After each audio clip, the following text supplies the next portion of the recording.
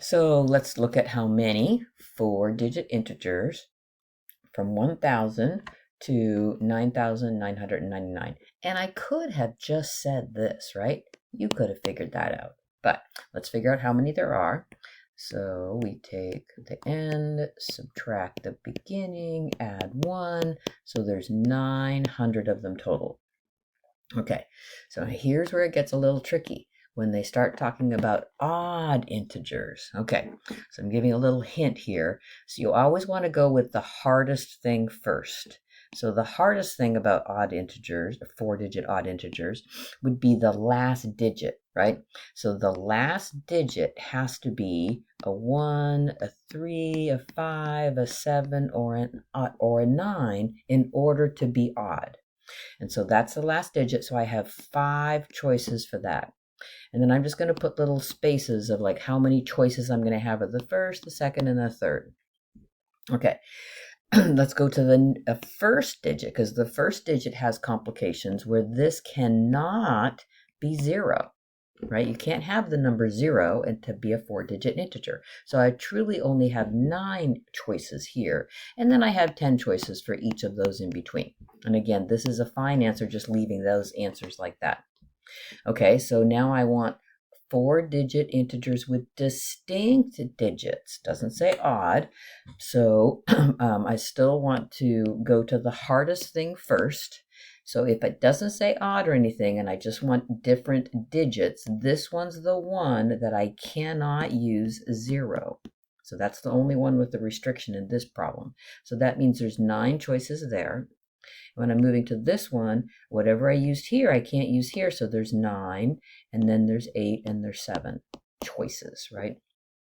Okay, now we're going to do odd and distinct digits. And again, I'm not going to give you this kind of information on the on the homework or on the test.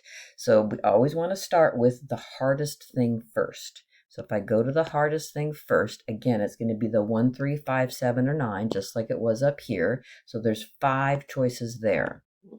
All right, so then let's go to the first digit. So you know it can't be 0, and it also cannot be the last digit, whichever we chose, right? So there's 2 of them that are out of the running, so I have 8 choices left. So to choose, look at this digit, I've chosen 2 already, so I have 8 choices here.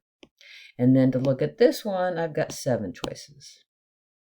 All right, so this one says, oh, probability. Okay, we know probability has to be a fraction of choosing a four-digit integer. Okay, so we know that the number of four-digit integers were 900, right? The number of four-digit integers up here from the beginning. So that's the denominator. And four-digit integers with distinct digits, doesn't say odd, so it's not that one, it's this one. So 9 times 9 times 8 times 7. So that's a fine answer, just like that. Okay, so I'm moving into addition now, and I want you to think about why. So here we're talking about positive even integers. Okay, so why would it be different with even integers? So if I think about, and this one says distinct digit. So if I think about what the last number has to be so that I have an even number, doesn't that mean it has to be a 0, a 2, a 4, a 6, or an 8, right? So here's the 0. Oh. So what I'm going to suggest that we do is we break this up into 2 cases. So because the 0, you can't use in the first digit if I've got 4-digit integers. So I'm going to say, all right, let's place the 0 here. So there's one choice for that. Or I don't put the 0 here, and then I've got how many how many choices left? I'd have 4 choices left, right, to make it even. So a 0 here makes it even, so there's one choice for the 0 to pick the 0, and then the others would be those. Okay, so now let's go to the hardest thing, this next hardest thing, which would be the first digit. So the first digit it's the 0 is already here. And so how, again, it says distinct. So how many choices do I have left? I've got 9. And then I'm going to have 8 and then 7. So here I chose one of the 4, right? So one of these 4. And then here I have to say not 0. So whatever I chose here and not 0, so that gives me an 8. And then I've chosen 2 already, so that gives me another 8, and then the 7. Okay, so let's just keep going. Okay, so 1 through 1,000. Oh, so can you see I've got 1-digit integers, or 2-digit integers, or, so as soon as you find yourself saying or, then you know you've got an addition going on. So 1 through, so like 1-digit integers, how many of them have distinct digits? Well, 9 of them, right? 0, oh, and it says doesn't start at 0, it starts at 1, so that's why there's 9. Okay, plus, or 2-digit integers. Okay, so then I've got cases, right? 2-digit integers. So let's see, just doesn't say even or odd or anything. Okay, so then, still got that 0 thing going, right? So I could choose to put, say, let's just say not 0 here, right? If I say not 0 here, I'd have 9 choices, and then I'd have another 9 choices here. And then, yeah, that would be it, right? Because I had 10 choices total. And then, or 3-digit integers. Okay, so 3-digit integers, again, not 0 here.